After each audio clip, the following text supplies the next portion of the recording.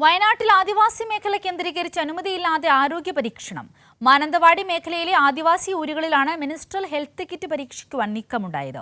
USC ആസ്ഥാനമായ biomedical ലാബാണ് പരീക്ഷണം നടത്തുന്നത്. സംഭവത്തെക്കുറിച്ച് അന്വേഷിക്കുവാൻ ആരോഗ്യവകുപ്പ് ഡയറക്ടർക്കും വനിതാ ശിശുക്ഷേമ വകുപ്പ് ഡയറക്ടർക്കും ആരോഗ്യവകുപ്പ് നിർദ്ദേശം നൽകി. മാർച്ച് 20 മുതൽ 22 വരെ സംഘടിപ്പിച്ച സെമിനാറിന് ശേഷമാണ് USA ആസ്ഥാനമായ ബയോമെഡിക്കൽ ലാബിന്റെ പരീക്ഷണം മാനന്തവാടി മേഖലയിലെ ആദിവാസി ഊരുകളിൽ നടന്നത്. മെൻസ്ട്രൽ ഹെൽത്ത് കിറ്റ് പരീക്ഷിക്കാനാണ് നീക്കമുണ്ടായത്. USA ആസ്ഥാനമായ ബയോമെഡിക്കൽ ലാബാണ് പരീക്ഷണം നടത്തിയത്. ഇതിനായി വയനാട് എഞ്ചിനീയറിംഗ് കോളേജിലെ വിദ്യാർത്ഥികളെയും ഉപയോഗിച്ചു. വിരലിൽ അണിയാവുന്ന ഇലക്ട്രോണിക്സ് ഉപകരണം വിദ്യാർത്ഥികൾക്ക് നൽകുകയായിരുന്നു. ആർത്തവ സൈക്കിൾ വിവരങ്ങൾ ശേഖരിക്കുന്നതിന്റെ ഭാഗമായുള്ള ഉപകരണമാണെന്നാണ് സൂചന. ആരോഗ്യവകുപ്പിന്റെ അനുമതിയില്ലാതെയാണ് ഉപകരണ പരീക്ഷണം നടത്തിയത്.